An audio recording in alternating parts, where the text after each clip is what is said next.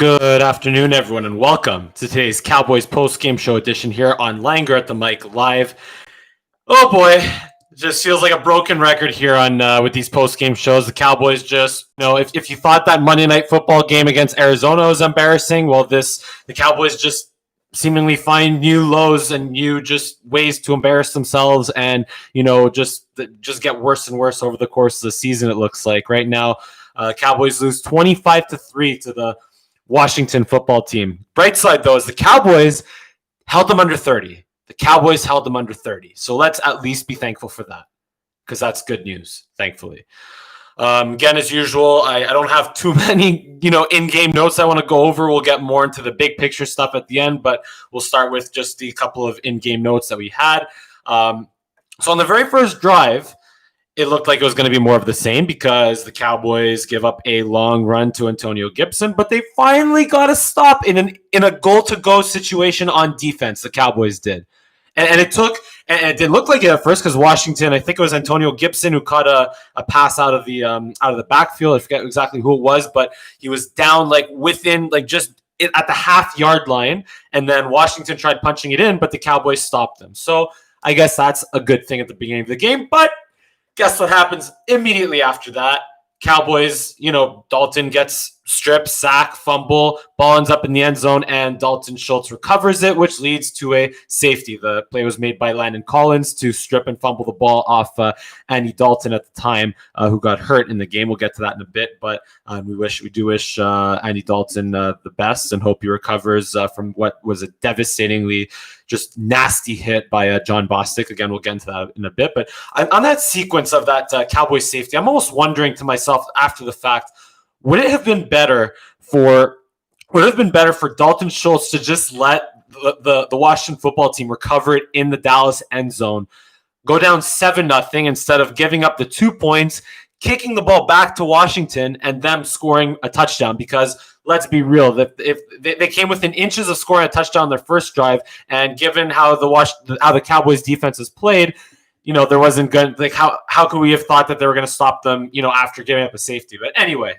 just that doesn't really matter. But just I would want to point that out because I was thinking about that. But on that drive, surely enough, Cowboys again, they give up a safety down 2-0 and kick the ball. And then there's a big Logan Thomas reception and an Antonio Gibson easy rushing touchdown to put Washington up 9-0, which essentially going into this game, the Cowboys have given off 84 points off turnovers, 84 points. And with that safety, recovery, hole, whatever, you can add another 9th, even though it doesn't go down as a turnover because Dalton Schultz did recover the ball in the Cowboys end zone. You can still essentially add 9 to those 84 to that.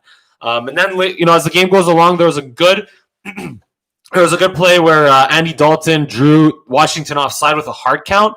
And I think that made it either 3rd and 5, and then he scampered and picked up 4 to make it 4th and 1.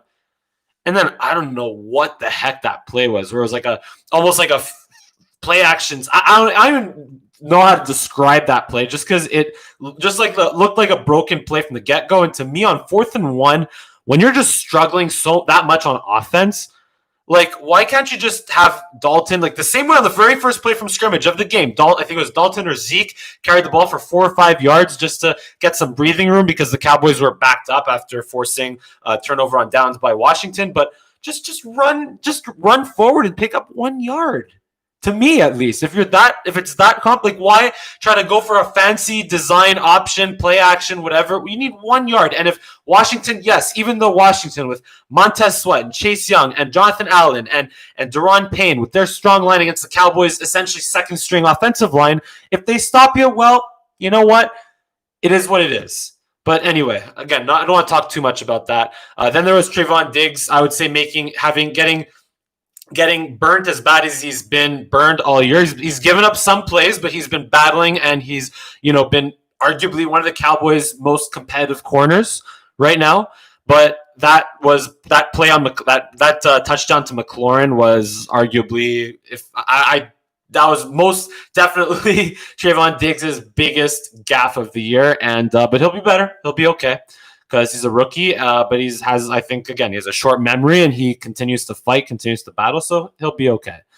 And then here's the sequence here where I think it was 3rd and 7 in the second quarter for Kyle Allen, and the Cowboys brought pressure, and the pressure got to him. The pressure forced him to roll to his right outside the pocket.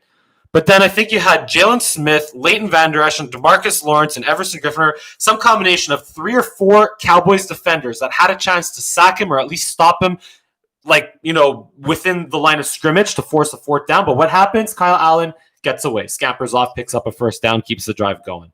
And I think that's what led to the Logan Thomas touchdown. Yeah, it did. Led to the Logan Thomas touchdown, where, of course, there was a pass. I think it was an out route to the left. Jalen Smith has a chance to tackle him, and Jalen Smith obviously misses the tackle. So, yeah, And then the second half, I found Dalton. Look, we know that Dalton was going to have within 2 seconds to throw the ball because of that, the Cowboys offensive line versus the Washington front 7. But I feel like some of the sacks that Andy Dalton took, he was just holding the ball too long. It's like, I know you're trying to get the ball downfield to Amari Cooper, CeeDee Lamb, Michael Gallup, but it just ain't happening. It's just, you can't, when you have less than 2 seconds to throw the ball, like you can't do that. You can't be holding the ball forever, especially if it's 3rd and short to medium. You got to get the ball quick and honestly just rely on yards after the catch. But yeah, just look at what was the final? Yeah, 6 sacks Washington had, and 6 sacks they finished with, 3 on Dalton, 3 on DiNucci. And then that hit by John Bostic was absolutely gutless. That play where Andy Dalton tried picking up the 1st down, where the Cowboys were backed up deep. That hit by John Bostic on Andy Dalton was absolutely reckless. Thankfully, he got ejected. He'll probably get fined. We'll hopefully see if he gets suspended. But as a lot of people pointed out on Twitter, the biggest issue or biggest concern, I think it was one or two, I think it might have been Terrence Steele or it was one of the Cowboys linemen that went right to Andy Dalton to see if he was okay, but no one went after John Bostic. There was no retaliation whatsoever to John Bostic. So that shows how much fight the Cowboys have right now. It just shows it. And although the bright side, another good news thing is here, I guess a cool thing was to see Ben DiNucci in his first passing attempt complete a 31-yard play to Amari Cooper. So that was nice to see. But then he got sacked on the next play and sacked yet again. The Cowboys had to punt at 4th and 20-something. And then obviously Washington, just was chewing up clock at that point. They had 2 deep throws to Logan Thomas on one of their final drives that ended in a field goal. But again, or not even a field goal, a missed field goal. And the Cowboys held them to under 30. So I think, again, that's a bright side. But yeah, just overall, again, what can you do? Because the Cowboys, honestly, credit Kellen Moore for at least trying to move the pocket, play action, quick wide receiver screens, but they just aren't working. But at least credit Kellen Moore for trying.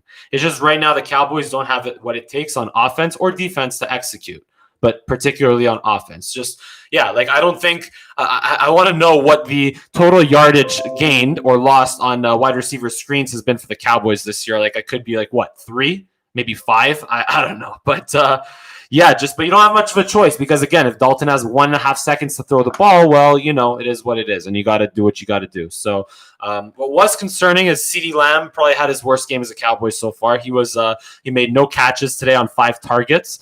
He had a big drop on a 2nd and 10 slant in the first half. So that was, again, but when the Cowboys have less than 2 seconds to throw the ball, I know I sound like a broken record, but when you have less than 1.5, 2 seconds to throw the ball, I guess that's what's going to happen. And Jalen Smith, continues to struggle and continue to be a real issue at linebacker for the Cowboys.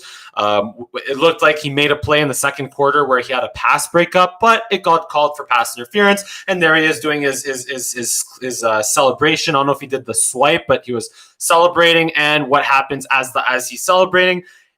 4 flags got flown because it was a clear pass interference. So yeah, Jalen Smith is one of the best players at celebrating when on defensive plays that get called back by penalties. So whatever. And then also Zeke on one of those sacks. Zeke just got blown up in a rare blitz pickup. Zeke just again was.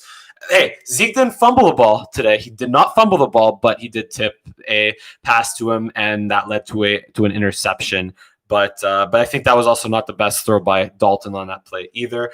Zeke finished with one. I'm looking at receptions. Zeke finished with 12 rushes for 45 yards, again under 4 yards a carry. So your $90 million running back is, not producing. But again, behind this offensive line, how can you really blame him? So, and then Chris Jones can't even punt the ball past 30 yards. At that point, it's almost like Andy Dalton on 3rd and long. You might as well attempt a 50-yard pass and try to hope it, and if worst case, it gets intercepted, and that will maybe change field position better than Chris Jones punting the ball at this point. But, is what it is.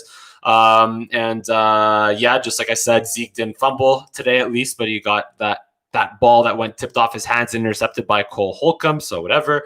A couple of good things I noticed in this game. Highlights, I guess. Again, try to stay positive here, I guess, as much as we can. Is that CJ Goodwin is a really, really good special teams player. He came close to blocking a punt. He came close to blocking the field goal, and even though it did take a penalty, he's a hair away from making those types of plays on special teams. So that was nice. DeMarcus Lawrence got a sack. Everson Griffin got a sack, so that was cool. Leighton Vander Esch played okay, I guess. I mean, I tweeted during the game that I was, I personally don't know if we will ever see the consistently all-pro linebacker that Leighton Vander Esch was in 2018. I don't know if we're going to see that again, but he led the team in tackles, say with 9, but he did again have a big missed tackle on a play where Kyle Allen just, scampered off for a first down. He was one of 3 or 4 Cowboys defenders that missed tackles on that play. And then we saw a good return from Tony Pollard. My mentality with the kickoff returns is if it's a close game, let it go in the end zone, take the ball to 25, as we all know. And Tony Pollard got screwed trying to make, trying to return plays out of the end zone, trying to return kicks out of the end zone in close games. That screwed the Cowboys in terms of field position. But in a game like this, where you can't move the ball on offense, and it is what it is right now. Like, sure, go for a return. Why not? See what can happen. Get your confidence in returning the ball going, and maybe, who knows? And it led to a 60-something yard return in the second quarter, and that was the second. I think that was only the second drive that the Cowboys have started in 2020 on the opponent's side of the field. So fun stuff there. But yeah, just let's get right into the just hardcore ugly. Washington had already rushed for more yards in the first quarter alone than their season average and their season high. Antonio Gibson, 20 carries, 128 yards, career day for him. McKissick and Peyton Barber finished with 69 yards combined. And Washington finished with 208 yards rushing, a team that was one of the worst leagues, one of the worst offensive teams in the league, one of the worst teams rushing the ball in the league, finished with 208 yards rushing. On third down, they were 9 for 15 on third down conversions. Dallas was 3 for 12. And yeah, just right now, the Cowboys, just with all the injuries that they have, and like, just look, they're essentially fielding a second preseason roster. So let's get into the bottom line here. That just will lead into the segue of, I guess, the fact that Cowboys just have to tank it out. Just tank it out right now. Tank season is upon us. And again, not DeMarcus Lawrence season, but tanking for a top 5 pick. I don't want to say tank it for Trevor Lawrence, but hey, if the Cowboys just don't win another game this year, it could happen. The Cowboys could maybe get the first overall pick this year. The Jets, I mean, I don't know what the score in the Jets game is right now. I can give that update. I'll try to multitask here. But yeah, just the best thing that could happen right now is the Cowboys tank and just keep status quo, the same way the New York Jets are not firing Adam Gase. And just by the way, the Bills beat the Jets 18-10, so the Cowboys have competition for the first overall pick still right now. But yeah, just right now, keep status quo. Don't fire anyone. Don't change anything except maybe playing guys like Francis Bernard, guys like Justin Hamilton, Bradley Anae, Reggie Robinson, and get as close to 2-14 as possible right now. Yeah, just that's the best thing that could happen, because even if the Cowboys stumble into winning the division right now, this team, which I don't even think is possible right now, because I mean, if Andy Dalton is, again, God willing, Andy Dalton's okay and not severely concussed, but yeah, just even if Andy Dalton magically comes back, like, who's going to protect him? Even at the trade deadline, what are you going to do? The only thing, I don't want to be an advocate for trading Michael Gallup, because he still has another year left in his contract. And if the Cowboys come back strong next year, they could absolutely use Michael Gallup 100%. But, like what can you possibly do right now if you're Jerry Jones and Stephen Jones and Mike McCarthy? If you're the Cowboys front office and coaching staff, what can you possibly do right now? Like with the cards that they're dealt, with the injuries and with the way the front office, I guess you can blame. Obviously, the front office deserves to be responsible for, should take responsibility for not putting for not building, I guess, or not putting and adding enough depth to key positions like secondary and safety. Well, yeah, corner and safety and backup offensive tackle. But again, with all the injuries that have happened, how can you possibly prepare for this? It's been an absolute crap show of a season for the Dallas Cowboys right now. And yeah, just ride it out. And as fans, this is going to be tough, but we're just, look, if you're going to watch the team every week, I'm going to try to watch the team every week for sure. But yeah, it's going to be really tough to watch for sure, but it is what it is. And the best thing that could happen to this team right now is they maintain status quo. Like I said, they go as close to 2-14 as possible and get a high draft pick and just figure out and maybe fire Mike Nolan in the offseason, but not now in the offseason. Because, even if you do fire Mike McCarthy, even if you do fire Mike Nolan right now, what good is that going to accomplish? What good is possibly going to come from that? You're going to have an interim. Okay, maybe Jim Tomsula will be the interim defensive coordinator. Maybe, I don't know. Maybe even he could be the interim head coach if you fire McCarthy. If you do, again, I'm not saying do it, but if you do, what are you going to gain from that?